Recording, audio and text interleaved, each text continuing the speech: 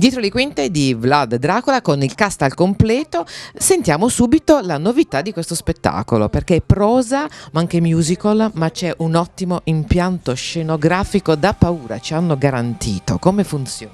Diciamo che innanzitutto è uno spettacolo che è una rivisitazione di ciò che ci riporta la letteratura e sta incuriosendo tanto il pubblico. E poi appunto, oltre a un cast spettacolare, abbiamo un apporto scenotecnico non indifferente, che è una mistura tra quello che è il materico e il multimediale, fatto in maniera molto molto interessante. E passiamo subito ai vostri personaggi, la vostra psicologia. Innanzitutto noi abbiamo in mente il Dracula della cinematografia, della letteratura. Com'è il tuo Dracula? Il mio Dracula è un Dracula molto diverso, proprio perché è stato rivisitato, come ho detto, e che lascia il pubblico con tante domande, perché credo che possa porre tanti quesiti dal punto di vista sociale. Tutto verte sulla questione del tempo, che è un problema che ci attanaglia tanto, e quindi questo coinvolge tanto il pubblico proprio anche umanamente. Passiamo a tutto il cast. Allora, Christian, svelaci il tuo personaggio. Tutto il cast minuto per minuto, direi, no? Beh, io sono naturalmente Abraham Van Helsing, quindi se Dracula porta la leggenda su questo palcoscenico, Van Helsing è un po' il ponte fra la leggenda e la storia, no? La storia è anche attuale, no? Ed è uno spettacolo, comunque ci tengo a dire, è uno spettacolo dove c'è tanta roba, nel senso, sì, è vero, è lo spettacolo diciamo più ambizioso e sicuramente più innovativo per quello che riguarda le videoproiezioni, le luci, ma sul palcoscenico ci sono tante emozioni, tanta passione, ci si diverte anche, no? Perché è importante ogni tanto un po' di respiro, però diciamo che Van Helsing naturalmente è la nemesi del nostro buon Dracula, no? E poi invece c'è tutto il resto. Sentiamo la scena più emozionante, secondo voi qual è? Quella che preferite? Da attori, quando la recitate? Facciamo una carrellata. Allora, per me è quando Christian Ginevro muore in scena, è assolutamente una cosa emozionante, cioè proprio tante emozioni in quel momento, non so bene spiegare come, però è molto emozionante. No, a parte questo, c'è un quartetto a un certo punto molto bello, molto sentimentale nel primo atto, e quella è una scena che mi guardo sempre molto volentieri. Perché vedere questo spettacolo? Quali sono le 3 ragioni per consigliarlo al pubblico di oggi, che magari è anche un po' restio ad andare a teatro, no? Si dice che in questo momento il teatro è un po' in crisi.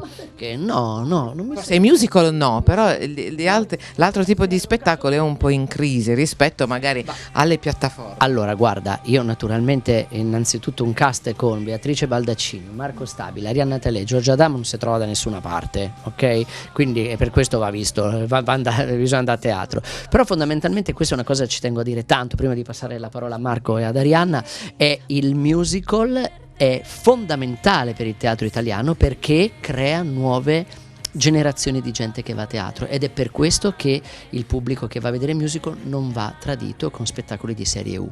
E poi anche forse perché è uno spettacolo che rinnova il musical con delle trovate originali e anche dei riferimenti alla contemporaneità. Ma in realtà il fatto che questo musical sia molto contemporaneo è soprattutto per la messa in scena. Queste proiezioni rendono il tutto molto vivido, è un po' diverso dal teatro standard, si avvicina al cinema, si avvicina a questa atmosfera un po' da metaverso, no? che attraversiamo, e che rende questo prodotto secondo me molto originale. Si andrà verso questa scia secondo me col passare del tempo, e poi sicuramente anche da un punto di vista musicale è molto interessante perché c'è il pop, c'è il rock, ci sono generi diversi e insomma ci dicono che alcuni temi rimangono molto nella mente del pubblico, quindi noi siamo felicissimi di cantarli. E adesso parliamo dei vostri personaggi, ma soprattutto della parte, abbiamo parlato della parte più emozionante, e la parte più difficile esiste? Per quanto riguarda il mio personaggio, Mina, quindi la reincarnazione di Elizabeth, moglie di Dracula, c'è sicuramente un difficile passaggio che sta nella persona quindi di Mina a questa reincarnazione di Elizabeth, quindi c'è una totale differenza, ma bisogna arrivarci con delicatezza, non con uno sbalzo abissale. Quindi per quanto mi riguarda, parlando del mio personaggio, E è stato questo il passaggio più difficile, ma anche molto interessante. Per quanto mi riguarda mi ha dato molto. E passiamo all'altra protagonista femminile. Invece la difficoltà del tuo ruolo qual è? In realtà posso dirti, ma io credo di parlare anche un po' per tutti noi. Siamo stati messi in ballo a ballare dei ruoli che personalmente io non avevo mai interpretato. Quindi io mi diverto veramente tanto, ma mi diverto proprio artisticamente parlando. Quindi una parte difficile, in realtà difficile tecnicamente non la trovo, ma non perché non ci sia niente di difficile, ma perché mi diverto talmente tanto che cioè, scivola proprio via. Forse una parte difficile è non ridere con Marco in scena ogni tanto, perché ogni tanto capita e quindi ci dobbiamo concentrare un attimo e fare ok, non si può ridere. Ma forse questo è difficile perché ci vogliamo molto bene e quindi durante la giornata succedono cose che ci portano poi in scena a ricordarcele, e però dobbiamo stare molto concentrati.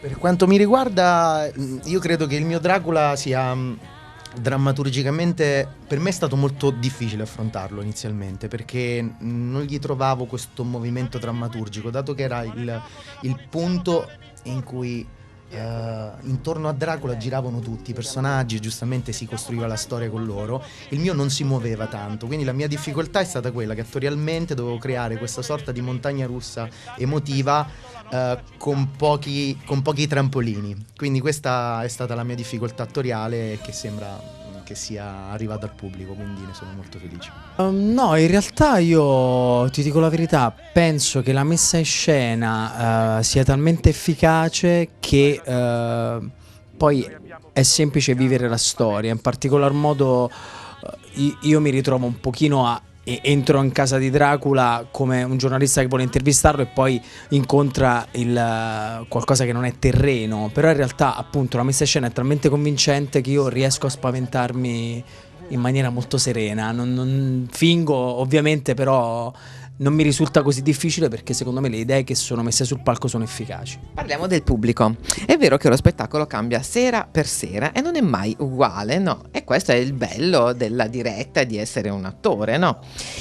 Se capita un pubblico un po' difficile, voi come la mettete? Lo sentite? E in quel caso come reagite?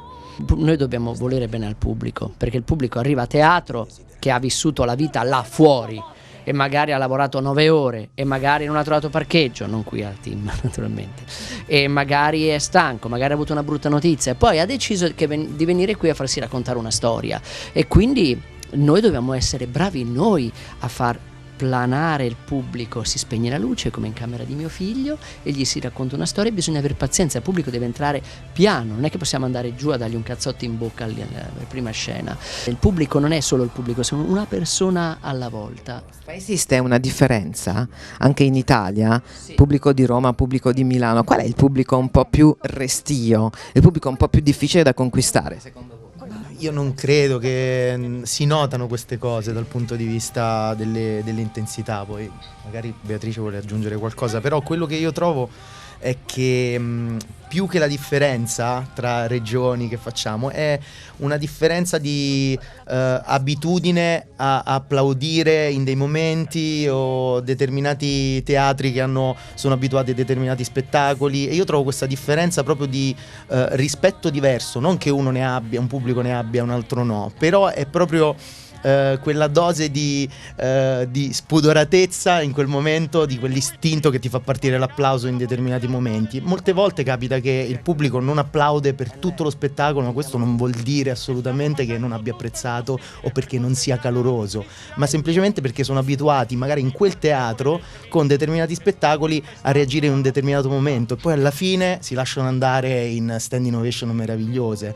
Quindi non è quello tanto la differenza. Questo l'ho provato tanto anche quest'anno con spettacoli diversi e ho visto che non c'era proprio questa differenza tra nord, sud, città o non città. Poi naturalmente capita in base a determinati temi che porti.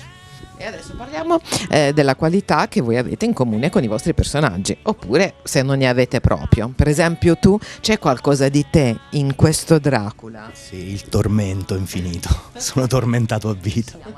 Per te? La sobrietà. Per me l'essere donna è molto, molto donna il mio personaggio, molto rappresenta il dolore di una donna che ho provato nella mia vita, quindi lo ributto tanto dentro questo personaggio. Io in comune ho l'ambizione, sicuramente. Sono anch'io molto ambizioso come il personaggio che interpreta. Sì, io sicuramente con la parte di Elizabeth mi ritrovo alcune cose in comune, diverse cose che forse ancora devo centrare, ma passionalità, amore, voglia di amare, me lo ritrovo molto, quindi nella vita sono così. Quindi mi piace ritrovarlo anche in Elizabeth. Grazie mille per essere stati con noi. Adesso un saluto al pubblico di Dietro le Quinte. Il teatro è un gioco, ma non è uno scherzo. Evviva i giochi! Un bacio a tutti gli ascoltatori Dietro le Quinte. Ciao Dietro le Quinte, venite a vedere questo spettacolo perché Christian Gini promuore, ve lo dico, spoiler, però è divertentissimo. Ciao, e io voglio solamente dire viva la Puglia, sempre.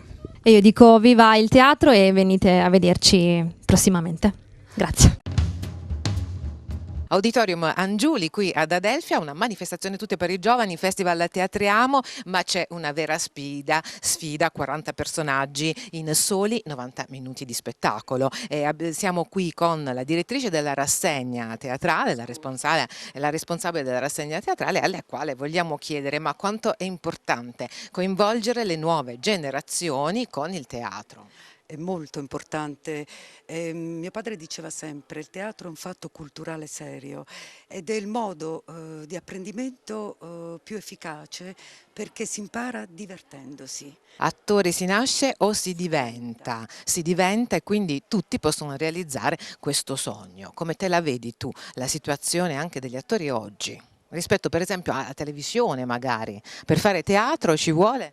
Coraggio innanzitutto, perché a differenza della televisione, dove tu hai più visibilità, ahimè si guadagna anche di più in televisione rispetto al teatro. Il teatro, se sbagli, devi andare avanti, quindi coraggio. Tu tra l'altro sei impegnata in 2 progetti molto interessanti proprio in questo periodo, raccontaceli un po', di che si tratta? Beh, io debutto a maggio con La Lupa Rossa, alias Louise Michel, la prima cumanarda, la prima donna che fondò una comune a Parigi nel 1781. Scritto un testo scritto da Caterina Firinu e con Artemisia Gentileschi, ritratto a 2 anime in Vallisa. A proposito per esempio di Artemisia, questo ci incuriosisce anche molto, come si fa a raccontare con un monologo una vita intera di un personaggio? Ho inserito anche delle videoproiezioni. In realtà è un monologo, ma non sono da sola in scena. Però qui anche l'Auditorium Angiuli ha la nuova stagione alle porte. Il segreto per costruire, secondo te, una stagione di successo qual è? Innanzitutto la sinergia con gli enti con i quali si collabora, la ricerca accurata di compagnie che, come noi, hanno voglia di fare tanto. Ma c'è un sogno nel cassetto, qualcosa che tu vorresti fare, però magari non è ancora fatto adesso. Di che cosa si tratta? Imparare una lingua straniera, infatti sto studiando inglese, mai studiato in vita mia, e arabo. Un sogno artistico? Qual è? C'è un personaggio che magari ti piacerebbe fare? Mi piacerebbe scrivere una biografia su Franca Rame. Tu sei un tipo di attrice che mette del proprio nei personaggi che fa, oppure li guardi un po' con distanza? No, mai. Io cerco sempre le similitudini tra me e il personaggio che tratto. Grazie mille di essere stata con noi. Adesso un saluto al pubblico di Dietro le Quinte. Non dimenticate di frequentare i teatri, sia d'inverno che d'estate. Sosteneteci, perché quello che facciamo non lo facciamo solo per noi stessi, lo facciamo per tutti. E un saluto particolare dal pubblico di Dietro le Quinte!